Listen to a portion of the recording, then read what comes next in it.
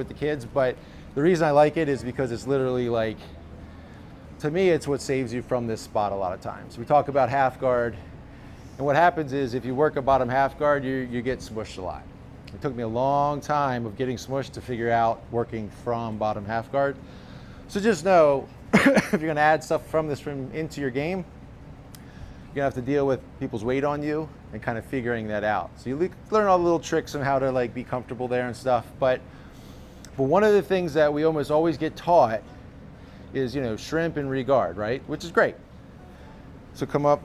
So typically if I'm in a half guard, and if you don't know what half guard is, essentially this is half guard. There's different variations, but it's called half guard because I have control of one of his legs. You know, we talk about full guard or closed guard where I have both his legs, you know, in control of some way. Half guard is we have half of the legs. Sometimes they don't get too complicated when they name stuff.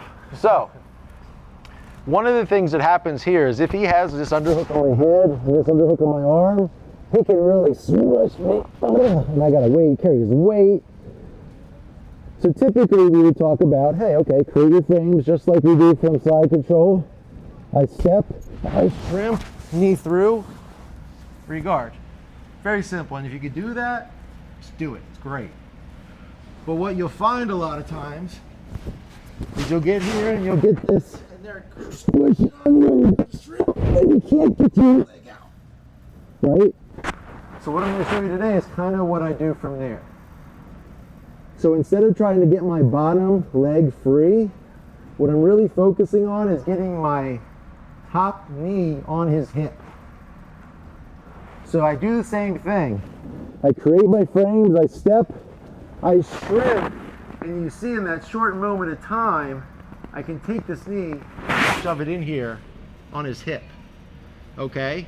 Maybe not enough time to get my bottom leg out for a full re-guarding, but I can get to here. As soon as I get to here, I'm bringing my frames inside because I don't want him to underhook my head and flatten me back out. I'm trying to stay on my side here. So now what I'm doing is my bottom hook is kind of hooking and my top knee is pushing. So I'm kind of pinching on his leg here so I can pull and push him as I need. But what this does is it allows me, if for whatever reason I'm still stuck here, I can create space, get my frames and break this guy just squishing and holding me, okay? From there, I'm going to do another little shrimp and bring my knee up. And let's turn. What I try to do typically is I get my elbow inside of my knee and use this frame on his arm. Again, in any kind of grappling situation, I don't want him to grip my collar. I don't want him underhooking my head. Because even with this knee, I'm still, this is not great. If he can punch me in the face, I don't want that. So control stops all that stuff. Okay? So that's what we're going to work on first. Is simply going from a squished position. I got the underhook, and I got this hook, and I'm squished. I'm going to get my frames in.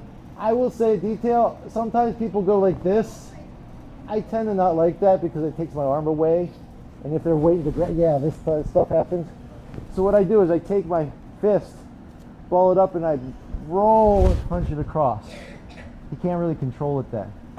Grab that far shoulder, frame, step. I'm making enough space to get my knee in. And I'm doing this pinch.